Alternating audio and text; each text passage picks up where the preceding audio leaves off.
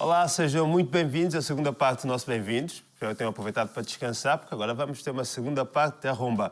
Hoje, como já é sabido, estamos a celebrar o Dia da Mulher Guineense e a minha próxima convidada é uma grande mulher guineense que costuma estar connosco, mas hoje está connosco numa condição ainda mais especial, não é? É a coach Solange Biá.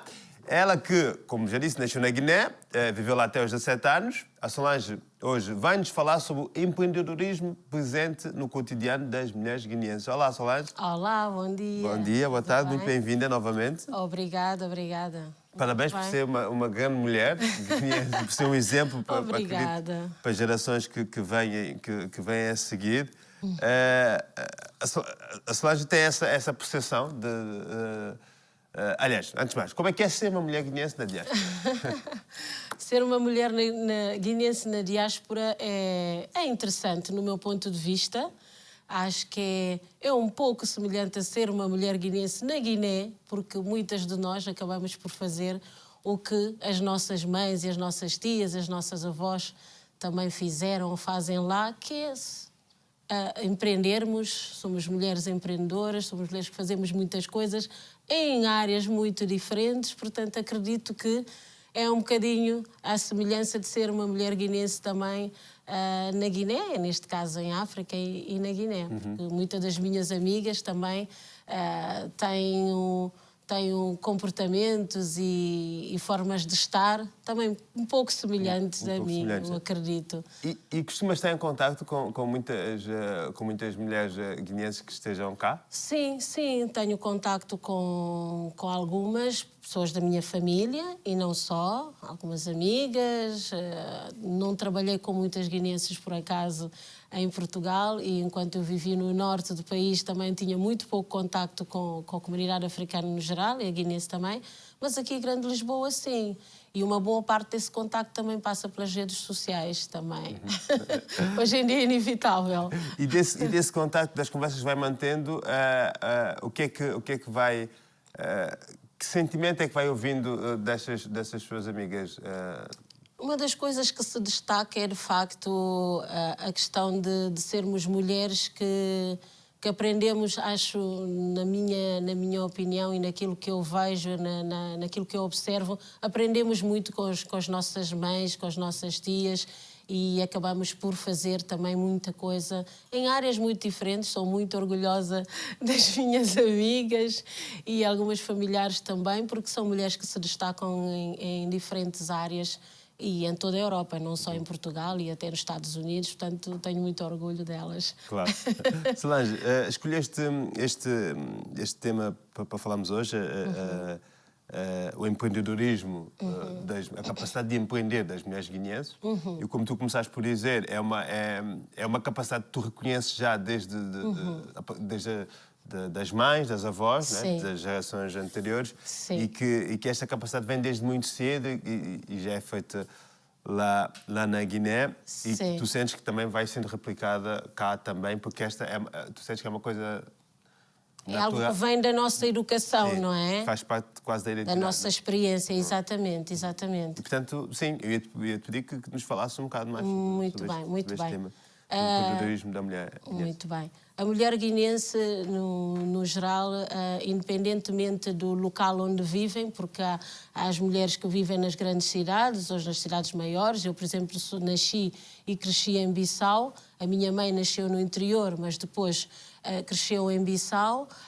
Mas as do interior e as da capital, por exemplo, tem este fator, tem no ADN das mulheres guineenses esta questão do empreendedorismo, porque elas fazem sempre mais do que aquilo que às vezes até parece que é dentro das suas possibilidades.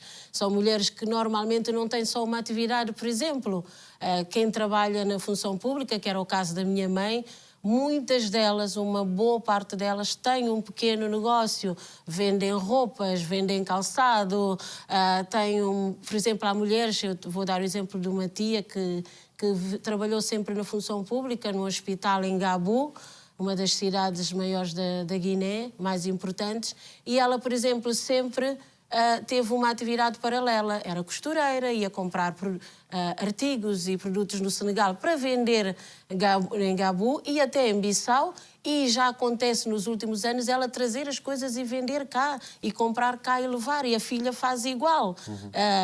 Por exemplo, é formada numa área que agora não sei precisar, mas também tem um negócio à parte. E aquelas que mesmo que vivem no interior também, para além da responsabilidade que sabemos que é comum em África também ser mais ligada às mulheres, do cuidado da família, do lar e de tudo mais, têm normalmente uma atividade onde vão buscar algum rendimento para também acrescentar à família, não é? E ajudar, obviamente, na educação dos filhos e na formação dos filhos também. Só falar desta questão das mulheres guineenses como sendo detentoras de uma grande capacidade de empreender. Sim. Eu confesso que eu às vezes tenho um certo medo quando falamos das mulheres africanas e das mulheres guineenses em particular, da sua capacidade de empreender, de serem combatentes e trabalhadoras e resilientes.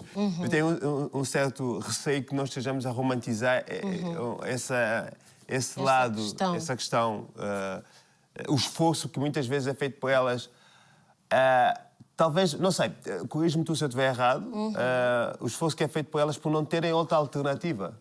Ou achas que têm? Não sei, ou achas que não é bem assim como em qualquer contexto social, em qualquer sociedade, as pessoas não têm todas as mesmas alternativas ou as mesmas opções, as mesmas oportunidades. Há mulheres que, de facto, têm mais oportunidades do que outras. Claro. As que puderam estudar, puderam tirar uma licenciatura, puderam se formar. Há mulheres na política, não é só...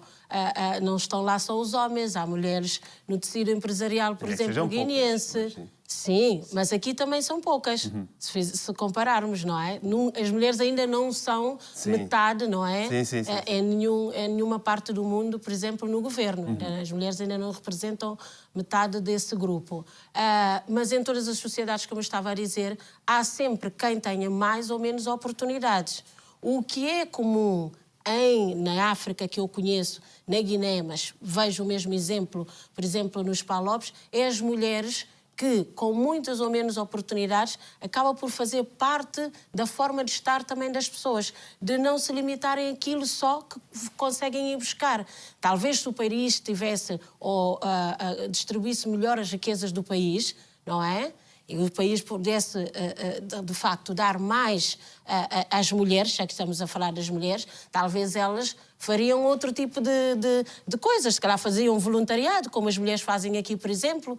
Sim. E mesmo tendo uma atividade profissional fixa e intensa, acabam por arranjar as que querem arranjar tempo para fazer outras coisas.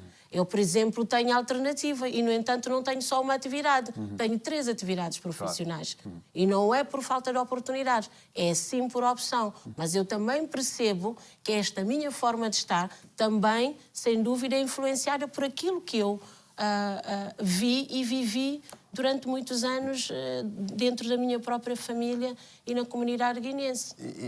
Conte-nos um pouco a história da sua mãe, que sim. É um grande então, exemplo. Um grande exemplo para mim e para muitas mulheres da Guiné que conhecem a minha mãe e as que não, vão conhecer essa história. Minha mãe, portanto, trabalhou sempre na função pública, ainda na época colonial, depois passou, portanto, depois do 25 de Abril, continuou sempre na função pública, e a minha mãe teve a oportunidade de tirar a carta, decidiu tirar a carta já muito tarde, portanto, poucas mulheres ainda conduziam na altura, e, entretanto, depois conseguiu também adquirir uma viatura. E transformou essa viatura como uma segunda fonte de rendimento num táxi.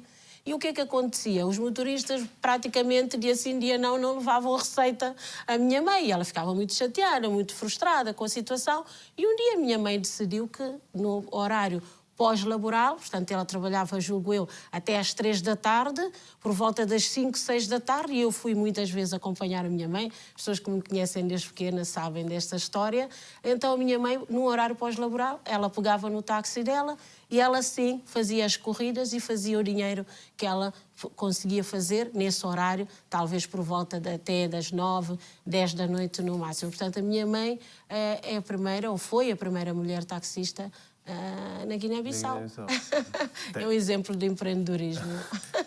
E é também para ser uma grande referência. Né? Exatamente, também é uma grande referência para mim. Solange, uma das figuras guineenses que também que suporta este dia 30 de janeiro, que é Titina Silá, Sim. que foi uma das grandes figuras na luta pela libertação, pela independência da Guiné, combatendo ao lado do Amílcar Cabral. Achas que os jovens guineenses hoje em dia têm noção e têm presente quem foi a Titina Silá? Sim, eu penso que na maioria temos noção, sim, e sem dúvida o exemplo dela não foi só ela, foram tantas outras, não é? Que lutaram e fizeram parte desse marco histórico, não é? Portanto, nós temos essa noção porque na Guiné é algo que é ainda, daí termos um dia em que celebra esta mulher e todas as outras também, que tiveram na frente da luta nacional de libertação da Guiné e Cabo Verde. Atenção que essa luta não foi só para libertar a Guiné, depois teve influência em vários países africanos, mas na Guiné a memória da Titina ainda é bastante viva e em todos nós que já não estando a viver lá, mas é uma mulher que nos representa muito bem e temos orgulho dessa nossa história também. E o que é que a Guiné, enquanto país, pode fazer para valorizar ainda mais as suas mulheres? Olha, deveriam dar mais oportunidades às suas mulheres, deveriam dar mais oportunidades e quando falo das mulheres deve começar mais cedo, dar mais oportunidades às meninas, porque há regiões, de facto, na Guiné onde as meninas ainda vão muito pouco à escola ou vão até, por exemplo, ao 4º ano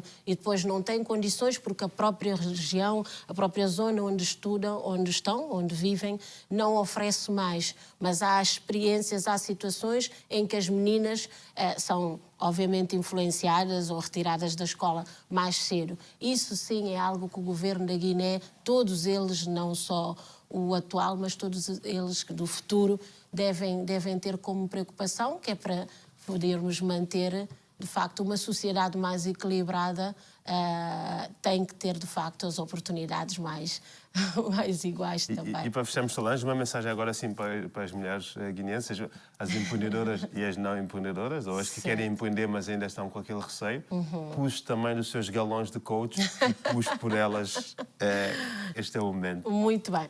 Eu posso dizer a todas as mulheres guineenses que me vão ouvir de que nós somos fortes, somos mulheres que temos foco nos nossos objetivos e que é importante, mesmo com as dificuldades que o país enfrenta e mesmo com poucas oportunidades, é importante manter a força, a esperança e fazerem dos seus sonhos, tornar os seus sonhos realidade. Obrigado, Solange. Obrigada. Até uma próxima. Um beijinho. Obrigada. Até e a breve. continuação de um feliz dia. Obrigada.